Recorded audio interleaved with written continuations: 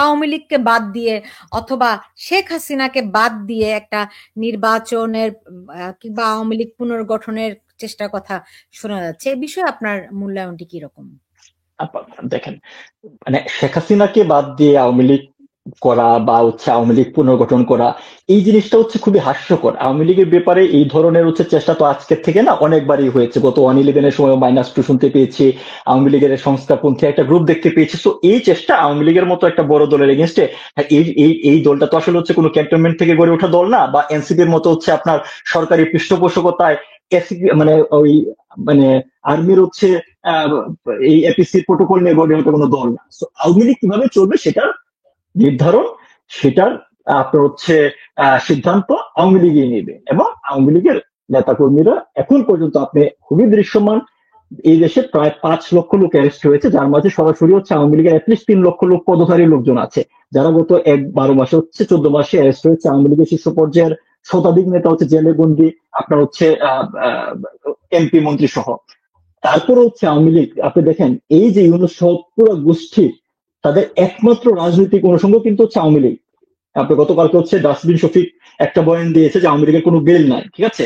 Dustbin শফিকের উদ্দেশ্যে তার উদ্দেশ্যে বলার কিছু নাই, মানে সে আসলে কোনো ধরনের অ্যাটেনশনই দাবি করে না। তার উদ্দেশ্যে বলতে চাই যে ধরেন এই 14 মাসে তারা যতবার আওয়ামী লীগ নামটা যোগ করেছে, ততবার তারা নিজেদের বাপের নামও কখনো নেয় নাই। আওয়ামী লীগ রাজনীতিতে এটা এটা এমন করে প্রুভেন, এটা কেউ ডকুমেন্ট চেক করলে পাবে। তো আওয়ামী লীগ রাজনীতি ভেরি মাচ রিলেভেন্ট, এবং আওয়ামী লীগ রাজনীতি কিভাবে করবে সেটা আওয়ামী লীগের নেতা কর্মীরাই ঠিক করবে। এবং খুবই দৃশ্যমান যে আওয়ামী লীগের নেতা কর্মীরা থেকে শুরু করে প্রান্তিক পর্যায় থেকে শীর্ষ পর্যায় পর্যন্ত মাননীয় প্রধানমন্ত্রী শেখ হাসিনার নেতৃত্বে তারা ঐক্যবদ্ধ। এখন আপনারা এই আওয়ামী লীগে যদি ভোটের পার্সেন্টেজ দেখেন, যে আওয়ামী লীগের ন্যূনতম যতগুলো ভোট হয়েছে, আপনার কোয়েশ্চেনেবল আনকোয়েশ্চেনেবল সার্বিক দিক বিচার করেও যদি আপনি চিন্তা করেন, এই দেশের 35 to 40% কোর ভোটার আছে আওয়ামী লীগের, যেটা সবসময় আওয়ামী লীগ পেয়ে এসেছে। তো এই দেশের 7 কোটি মানুষকে আপনি বাদ দিয়ে ইলেকশন তো করতেই পারেন, যেমন ডাক্তার ইলেকশন করছে, বহাল তবিয়ত দুইটা বিপিজিএস তৈরি করে নিয়ে তারা ঘুরে বেড়াচ্ছে, এটা সম্ভব। কিন্তু আপনি একটা দেশকে, ইউনুস তো এরকম ভাবে ক্ষমতা এসে বসে গেছিল, তাতে বললে কি তারা খুব ভালোভাবে দেশ চালাতে পারতো, দেশে কোনো ভালো কিছু হচ্ছে?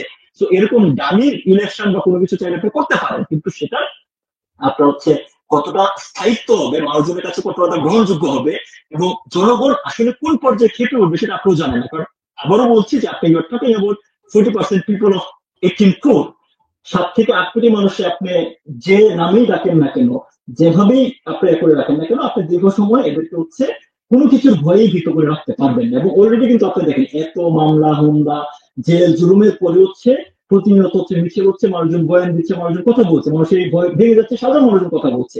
সো আলটিমেটলি যে ইলেকশন ডক্টর ইউনূস দেওয়ার কোনো ইচ্ছা নাই। ইলেকশন ডক্টর ইউনূস সর্বতভাবে চেষ্টা করবে না হওয়ার জন্য। বিএনপি একটা পর্যায়ে হয়তো ফিল করবে, কিন্তু বিএনপির ওই সক্ষমতা থাকবে না কোন একটা আন্দোলন করে, বা বিএনপির ডাকে মানুষজন আন্দোলনে আসবে না, কারণ গত 14 মাসে বিএনপি রাজনীতি ইউনূস আসলে ধ্বংস করে দিয়েছে। সো বিএনপি ডাকে আসবে না।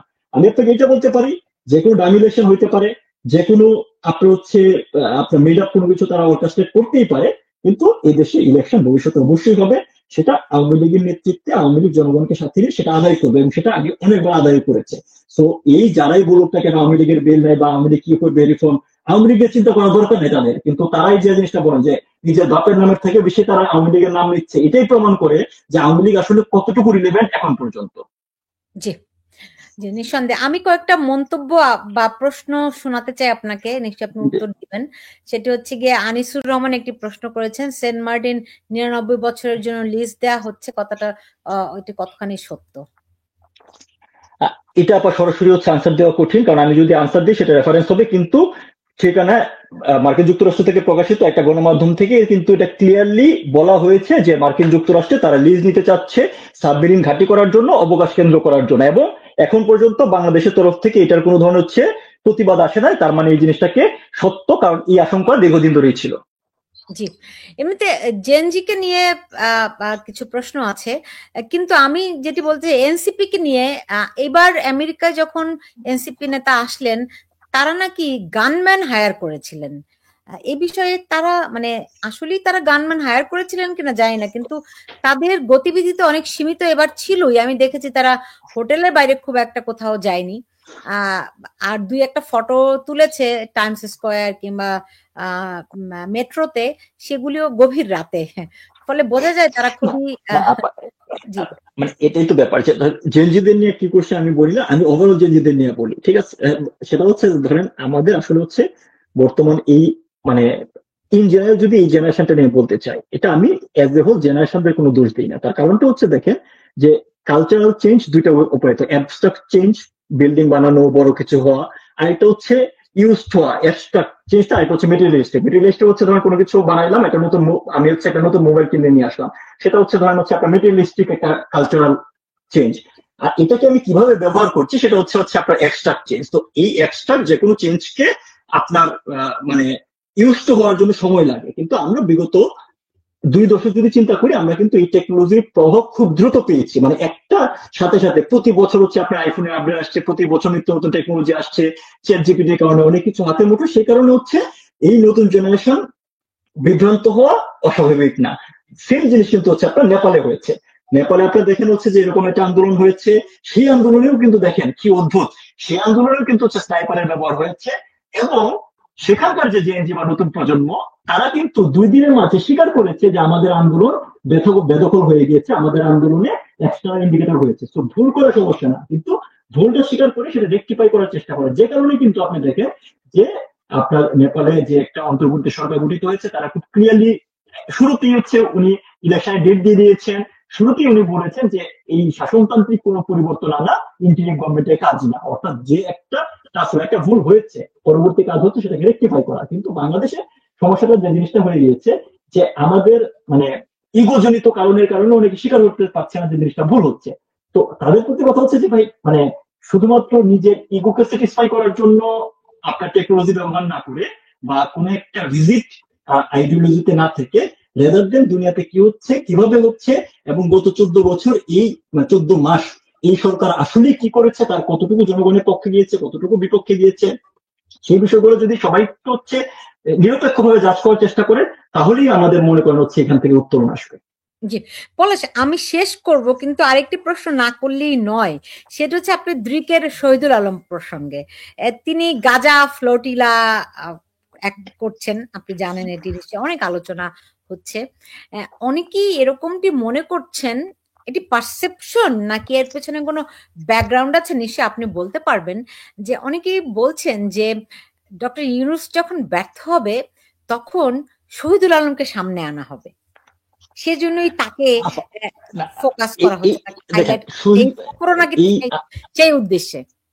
না, এটা কিন্তু হচ্ছে ধরেন মানে মানুষজন বলে না হচ্ছে ঘর পোড়া গরু সিঁদুরে মেঘ দেখলে ভয় পায়, এক নোবেলজয়ী বাংলাদেশে কি সর্বনাশ করেছে এটা তো মানুষজন বুঝতে পেরেছে। এই কারণে আসলে মানুষজন আশঙ্কা করে, এবং এই আশঙ্কা হচ্ছে আপনার খুব বেশি ভ্রান্ত না। এখন দেখেন শফিকুল আলমের যে ব্যাপার, শফিকুল আলম এই শহীদুল আলম কিন্তু এবার সফরসঙ্গী ছিল আপনার হচ্ছে এই শহীদুল আলম, শফিকুল আলম না, না শহীদুল না না আলম। শহীদুল আলমের বলছি, শহীদুল আলম কিন্তু হচ্ছে ডক্টর ইউনূসের সফরসঙ্গী ছিল আপনার জাতিসংঘে, রাইট? তো আপনি দেখেন, আপনি যদি যে কোনো ইন্টারন্যাশনাল বিষয়কে যদি আপনি অ্যাটেনশন আনতে চান, ফোকাস আনতে চান, জাতিসংঘের আপনার হচ্ছে অধিবেশনের থেকে বড় হচ্ছে স্টেজ তো আর কিছু হইতে পারে না। বিশ্বের সকল দেশের হচ্ছে রাষ্ট্রপ্রধান, সরকার প্রধানরা এখানে আসছে। তো যে কোনো ধরনের প্রটেস্ট বলেন, প্রতিবাদ বলেন, সেটাকে তো ওইখানে স্টেজ করাই গুরুত্বপূর্ণ। এই শহীদুল আলমকে আমরা দেখলাম যে নিউ ইয়র্কের হচ্ছে আপনার অ্যাপল স্টোরে গিয়ে হচ্ছে উনি চেক ইন দিতে পারছেন, কিন্তু আমরা কিন্তু উনি যে কতদিন হচ্ছে নিউ ইয়র্কে ছিলেন এই আপনার হচ্ছে ফিলিস্তিন ইস্যু নিয়ে কোনো কথা বলতে দেখি নাই।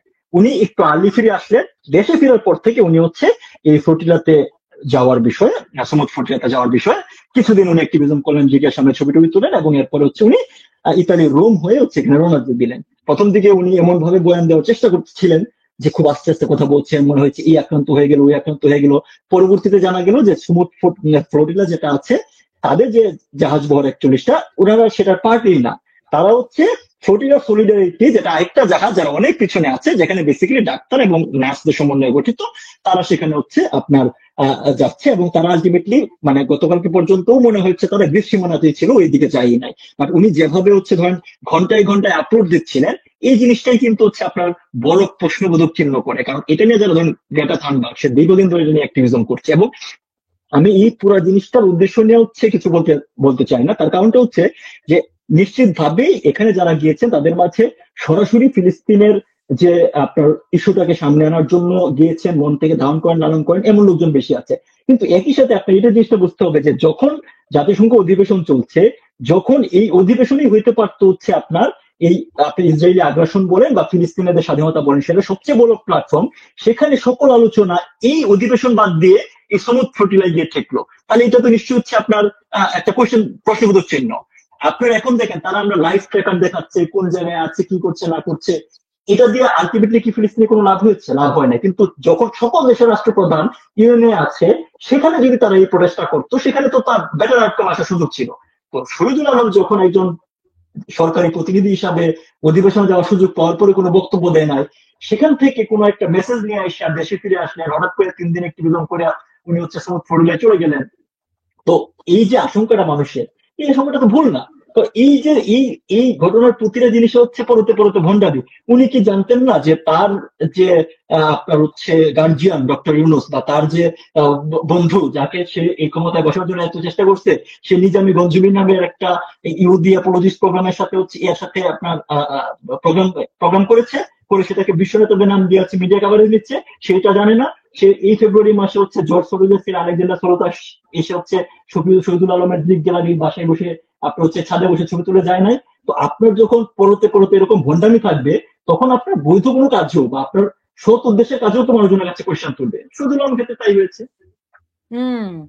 আর উনি কেনই বা মানে জাতিসংঘে ডক্টর ইউনূসের সফর সঙ্গী হলেন?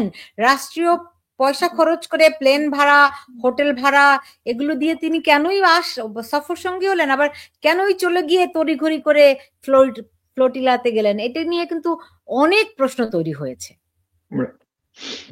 এবং আপনি যেই যেই মানে কিন্তু আমি যে প্রশ্নটি করেছিলাম সেটির উত্তর কিন্তু পেলাম না, যে এটি এটি কোনো মানে ইঙ্গিত কিনা, এটা কোনো এটা এটা এটা ধরেন হচ্ছে যে মানে তারা তো ডক্টর ইউনুস কে দেওয়া হচ্ছে না। ডিজাইন। হ্যাঁ, আমি সেটাই বলছিলাম যে ডক্টর ইউনুস যে হচ্ছে না, পারছে না, এটা এটা কিন্তু মোটামুটি তার নিয়োগকর্তারা হচ্ছে বুঝে গিয়েছে। কারণ হচ্ছে যে তারা ধরেন আমি আপনাকে কোনো একটা জায়গায় অ্যাপয়েন্ট করলাম এবং আমার বেসিক কিছু হচ্ছে ডিমান্ড আছে, আপনি অ্যাপয়েন্ট করার বিনিময়ে আপনি আমাকে এই ফেসিলিটি গুলা দিবেন। একই সাথে কিন্তু আমি এটাও চাবো না যে আমাকে যে দিচ্ছেন এটা আপনার হচ্ছে একদম মানে খুল্লাম ভাবে সবাই সামনে জানুক বা এর মাধ্যমে রিটেলিয়েশন তৈরি হোক। সো আপনি ডক্টর ইউনূস যে ফেসিলিটি তার স্টেক হোল্ডার গতিতে আছে, প্রতিটা জিনিস নিয়ে কিন্তু হচ্ছে রিটেলিয়েশন হচ্ছে, সাধারণ মানুষজন জানতে পারছে, সাধারণ মানুষজন এটা প্রতিবাদ করছে, দেশে প্রতিবাদ করতে না পারলেও বাইরে প্রতিবাদ করছে, এই বিষয়গুলো আসছে। সো ডক্টর ইউনূসের কাছ থেকে যে ধরনের আপনার এক্সপেকটেশন তার নিয়োগকর্তাদের ছিল, সেটা সে ফুলফিল করতে পারে নাই। এই অবস্থায় তার উত্তরসূরি তৈরি করার চেষ্টা থাকতেই পারে, সেটা এই যে এনসিপির ভিতরে হইতে পারে, সেটা জামাতের ভিতরে হইতে পারে, সেটা শহীদুল আলম হইতে পারে। কারণ যারা ডলারে বিক্রি হয় তারাই তো হবে এই আপনার হচ্ছে এজেন্ট।